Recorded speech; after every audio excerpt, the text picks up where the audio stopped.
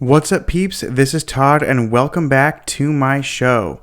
So I have had several of you guys ask me about my lease agreement specifically for house hacking, and I thought it'd just be super easy if I just make a video.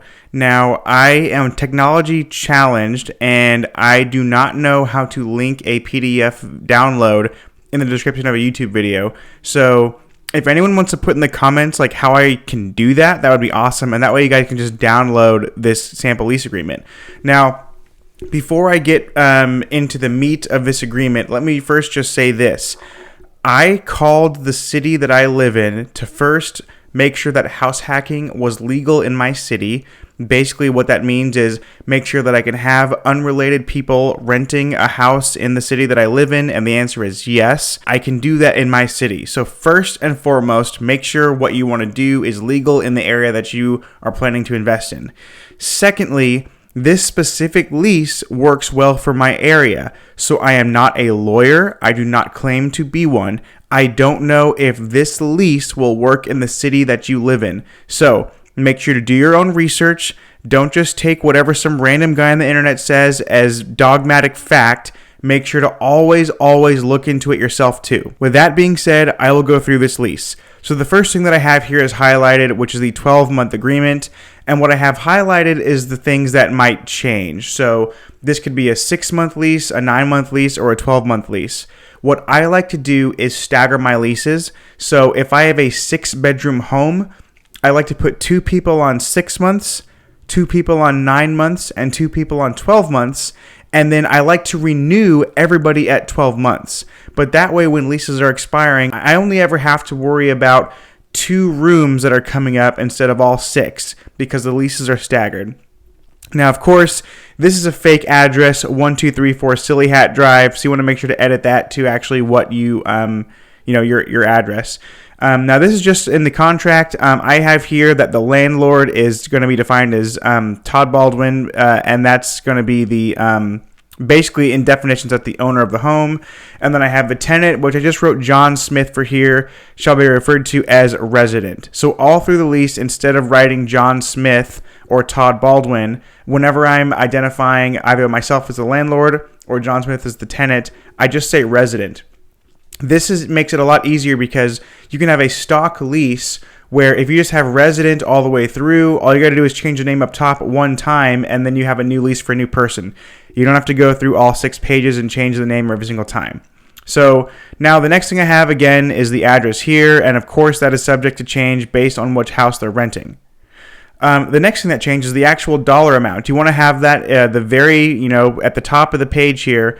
That the resident agrees to pay whatever it is, $800, $900, $10,000, whatever you're charging in rent. And something that I do is I have rent due on the 1st of the month, but it's not considered late until the 5th of the month. So I do give my tenants a little bit of wiggle room because I know that the 1st of the month doesn't necessarily reflect the pay scale. And then, of course, you want to have the dates in here, whatever if it's a 9-month or 6-month lease, you just want to have those dates listed out here. So payment, this is really important too. This is basically saying how you're going to take payment. I require all of my tenants to pay electronically because I travel a lot and I want to make sure that if I'm gone in another country, I'm not trying to, get a check in the mail or come back to a check in the mail or, coming back to cash or anything like that. Or if they're gone, I want to be able to collect rent anywhere in the world at any time. So what I say is all payments are to be made by Zelle, Cash App, PayPal, or Venmo. And that's signed in the lease. We both sign it. I also collect first month's rent and then, whatever you want to charge for the security deposit and cleaning fee, you have to write all of that in there and you have to write what they're paying you up front. You have to put all of those numbers in for it to be legal. If you want to collect a security deposit, you also have to talk about where the security deposit will be held. So, of course, my deposit will be held at Baller Bank in Seattle, where all the real ballers bank. That is a made-up bank. It is completely bogus, but actually that's a good idea for a bank. Like if anyone wants to start Baller Bank, hit me up. I might be into a partnership there. You want to be very specific in your late fees. So again, as I mentioned before, rent is due on the 1st, but it's not considered late till the 5th. So they have up until the 5th at midnight to pay. If they pay on the 6th or later, there's a $50 late fee. What most landlords do is they have a $50 late fee, and then every single day that it's late after that, it's $10 or $20 or $25 or whatever. I actually don't do that.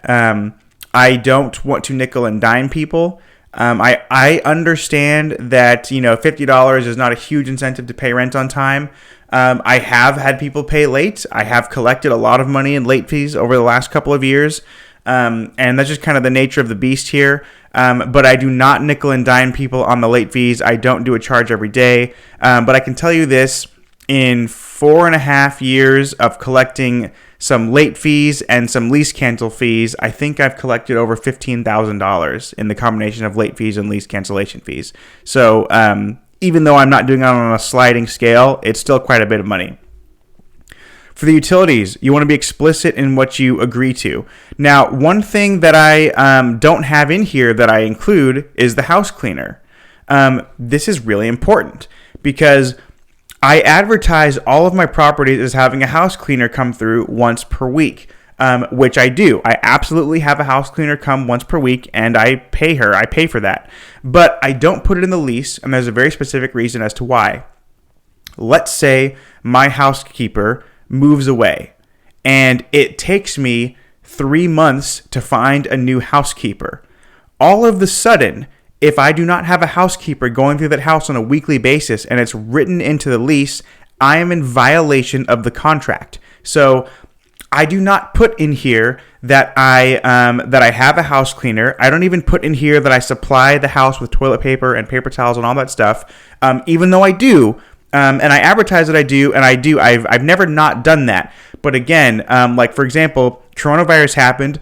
Toilet paper everywhere was sold out. So if I couldn't actually go and get the toilet paper from Costco and bring it to the house, all of a sudden I'm in violation of the lease. Luckily for me, I do not write it in here.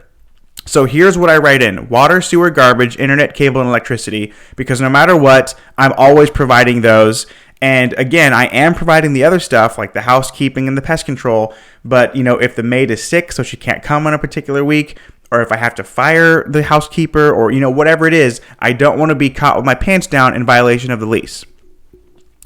Occupants, this is another important section.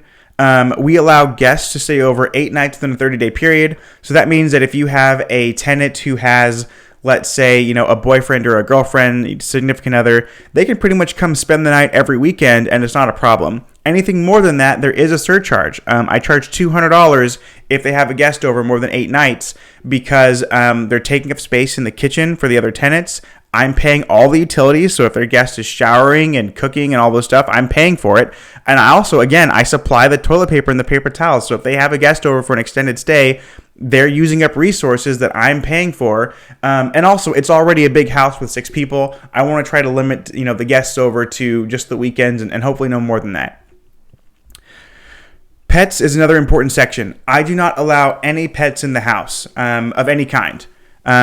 No cats, no dogs, no anything. I have in here that basically if you have a pet in the house at any time, there's $1,000, non-refundable.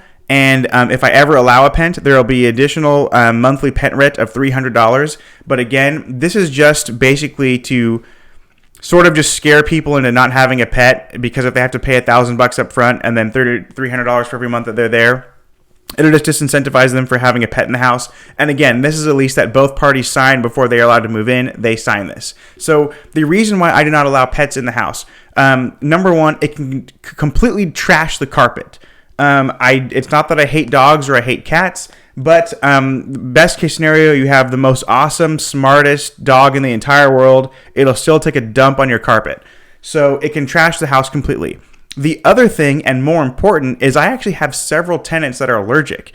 In one of my houses, I have a young man who is deathly allergic to cats. Like literally, if a cat is brought into the house, his throat will close up and he could die. So I'm just like, you know what? Screw it. No pets of any kind. It helps me keeping the house nice. It also helps my tenants who don't necessarily want to live with animals. Plus, again, in this house hack scenario, what if I have a house with 8 people and I allow one of them to get a dog, so now the other 7 want to get a dog too. Now there are 8 people and 8 dogs in one house, and that's just too damn many. So this is just liquid furnishings. I mean, you can say this or not say it. It's not super important. Parking, though, is important. You want to make sure that every tenant has a specific assigned parking spot that only they park in. Noise, you want to make sure that, the noise is reasonable, especially because some people have to wake up early. Destruction of premises, this is pretty straightforward. It's just basically saying they are agreeing not to destroy anything. The condition of the premises, this is just saying that, it's in good condition.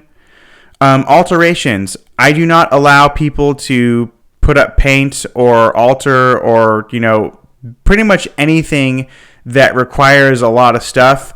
I do allow them to mount a TV. I usually require them to use my handyman because I know he's going to use a stud finder and make sure it's good. But as far as like painting and stuff, I don't want them to paint it like a putrid, like acid green or like vomit yellow color. So no, thank you. Maintenance, this is just talking about how I maintain the property. That's pretty basic and straightforward. House rules. I have an addendum, which is a house rules page where I go through the rules like no smoking, no smoking inside the house, no pets, noise level, all that stuff. And that house rule is sent in addition to this lease agreement. Termination. This is just saying after the lease period ends, the agreement automatically renewed month to month, but may be terminated by either party. And then what I do is I actually never go month to month. I always ask if they would like to re-sign. And if they do, I re-sign them. If they do not, they move out. But this is just basically saying that once the lease is over, they're not immediately kicked out. They have the option to re-sign. So that's what I always do is I give them the first option to re-sign. And then if they don't want to, that's fine. But I always have leases in place. This is just talking about possession when they can come over here. Insurance. Basically, I want them to know that homeowners insurance doesn't extend to their personal property inside the home. This is important right here. Right of entry and inspection. You want to have them sign that you're allowed to come into the room within 24 hours advance notice. And how I do it is I'm allowed to go into the common areas at any time with or without notice. But if I want to go into a specific room, I do have to give 24 hours notice. This is just, the normal assignment. This all stuff is like stuff you can include or not include. It's up to you, but I like to have my leases very, very detailed. Areas rented is probably the next important part. I always specify which room that they're renting. So I list out the rooms, bedrooms A, B, C, D, E, whatever. And then I circle it's either with the shared use of the second floor bath or without. So an example of without is if they're renting a master bedroom with a private bath, that means I do not want them using the second floor shared bathroom. So if they have their own bathroom, I don't want them using a shared one because why? There's no need to do that. This is just basically down here, checking the box if they got the keys, they got the house rules. I don't really have an other, but I just thought in case I ever wanted to do that, I would just have that there. This is their ingredient to the entire agreement. And then, of course, the resident signs and dates, and then I sign and date. And at the bottom of each page, we both initial. But this is basically it. This is my lease agreement. It's specific for house hacking. It is 6 pages long. It is specific for house hacking in the greater Seattle area. So again, if you are in like Tampa, Florida, I do not know that this specific lease agreement will work for you.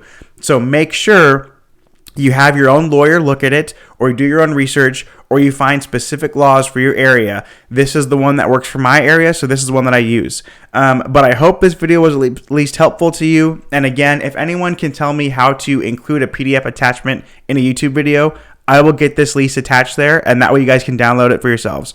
All right, guys, I'll see you in the next video. Peace.